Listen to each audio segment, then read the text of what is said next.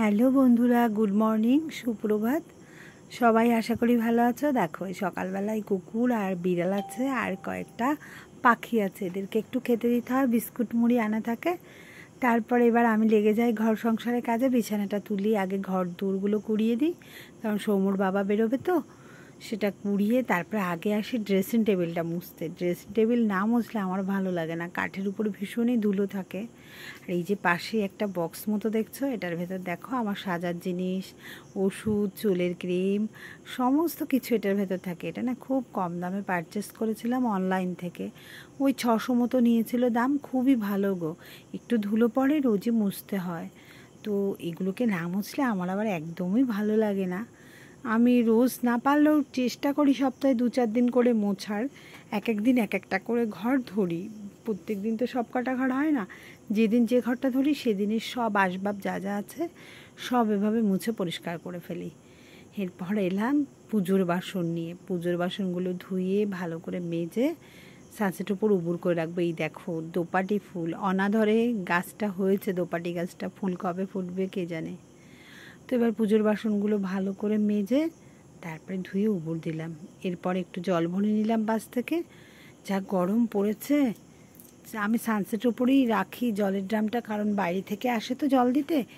বাইরে সানসেটের ওপর থাকলে বাইরে থেকে জল দিয়ে চলে যায়, জল ভরতেও আমার বেশ সুবিধা হয়। ভরে সব জল ফ্রিজে রেখে দিলাম, যা গরম পড়েছে। বড় ঘরের কাজ শেষ, এবার রান্নাঘর, ঠাকুর ঘরও শেষ হয়ে গেছে। রান্নাঘরে খাওয়ার টেবিলটা মুছে, টি টেবিলটা মুছে, গ্যাস টেবিল মুছে এবার যেতে হবে সকালে রান্না করতে। তারপরে এবার সকালে রান্না তো করব, কিন্তু তার আগে আরেকটা কাজ আছে। কি কাজ? আমার ঘরের এই যে সোফাটা হচ্ছে সবার ভীষণ প্রিয়, টিভির ঘরেই থাকে সবাই, এটা সারা দিন বসে টিভি দেখে। কিন্তু এটার ভিতর যত দুনিয়ার নোংরা সব, ওই দেখো কভার খুলে খুলে পড়ে যাচ্ছে সব। তো এই সোফার কভার পরানোর একটা দারুণ নিয়ম আছে। সোফার ভেতর তো ফোম থাকে, ফোমগুলোকে না দুভাঁজ করে নেবে, ফোম তো আর ভাঙবে না। মাঝখান থেকে যেইভাবে বেঁকিয়ে ফোল্ড করে নিলে কভার পরাতে খুব সুবিধা। আমি তো সেভাবেই পরাই। এটাকে ঝেড়ে পুছে এর ভেতর পেন, চুলের ক্লিপ, তারপরে কি বলবো, চিরুনি, রিমোট সব এর ভেতর চলে যায়। আর ইঁদুরেও একটু কেটেছে, তাই এটাকে প্রায় আমার পরিষ্কার করে সুন্দর করে গুছিয়ে রাখতে হয়। আর এই কভারগুলো এত এর ভেতর মানে কি বলবো, বসে যা করে দুষ্টুপানা ছেলেটা, তাতে কভার খুলেই যায়। তাই আমি কভারটা মাঝখান থেকে লম্বা করে একটু ভাঁজ করে ফোমটাকে একটু ছোট করে নিই, তারপরে কভারটা টপাটপ পরিয়ে তারপরে হাত দিয়ে থাবড়ে থাবড়ে এটাকে আবার আগের মতো রূপ দিয়ে দিই। আর একটা ঝাঁটার শলা তো থাকেই, শলার ঝাঁটা পাশে সবসময়, ওটা দিয়ে প্রচুর ধুলো পড়ে। সেই ধুলোগুলোকে ভীষণভাবে বাড়ি দিয়ে দিয়ে সোফাটাকে পরিষ্কার রাখি এভাবেই। তাহলে ইঁদুর ঠিদুর থাকলেও না চলে যায়, ইঁদুর টিকটিকি আরশোলা কিছু যদি সোফার ভেতর ঢোকে চলে যায়। এবার এইভাবে দেখো সোফাটা কি সুন্দর পরিষ্কার হয়ে গেছে। এরপরে এই শোকেসটা ছেলের আর আমার, ওর বাবার কিছু ট্রফি আছে, প্রাইজ আছে, সেগুলো এই শোকেসটা সুন্দর করে সাজানো। তাই শোকেসটা একটু মুছি, কারণ কাজটা তেল কাস্টে হয়ে যায়। পাশেই আমার রান্না করার জায়গা, আর রান্না করলে আমি টিভিটাকে চেষ্টা করি সব সময় ঢেকে দেওয়ার, নহলে যে রান্নার তেলগুলো সব এসেই শোকেসটা টিভিটা লাগে। এগুলো যতটা হাত যায় চেষ্টা করি সব মুছে পরিষ্কার করার। এবার এসে গেছে এই দেখো কত বাসন, দেখেছো? কাল রাত্রে রান্না করেছিলাম, অনেক বাসন হয়েছে।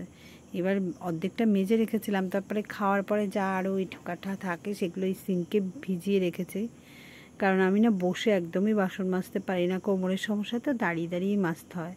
তারপরে বাসন টাসন সমস্ত কিছু ধুয়ে এবার বাসি কাজকর্ম সব, রান্নাঘর, বড় ঘর, ঠাকুরঘর সব কমপ্লিট। এবার চলে এলাম রান্নাঘরে।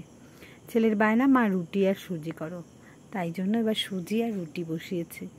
এবার সুজিটা না অন্য বাড়িতে যেমন লাল লাল সুজি খায়, আমার বাড়িতে আবার তা চলে না, সাদা সাদাই সুজি করতে হবে। সাদা না করলে ছেলের বায়না খাবোই না, তাই একটু আমুল দুধ মিশিয়ে দিতে হলো। তারপর ঝটপট করে আটা মেখে ব্যাস রুটি আর সুজি সকালের টিফিন হয়ে গেল। রুটিগুলো না এক হাতে মোবাইলটা ধরেছিলাম, ভিডিও করছিলাম, আর এক হাতে রুটি বেলছিলাম, তা নাড়ছিলাম। এবার সম্ভব হয়নি ভালো করে রুটি করা, তো যেরকম করেছি তোমরা সরি, কষ্ট করে একটু দেখো প্লিজ।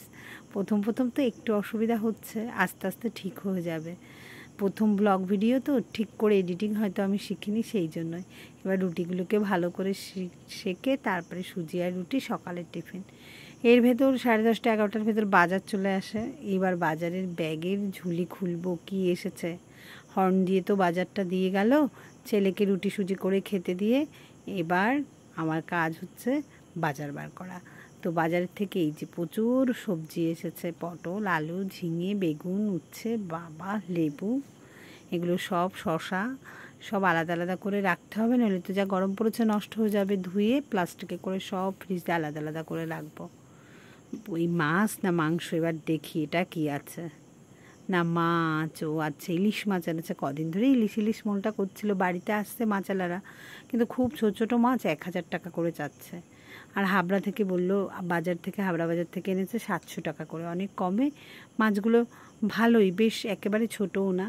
আজ করব ইলিশ পোস্ত, দারুণ খেতে হয় কিন্তু, জানো তো। তো এই ইলিশ পোস্ত করেই আজকের ব্লগ ভিডিওটা শেষ করছি।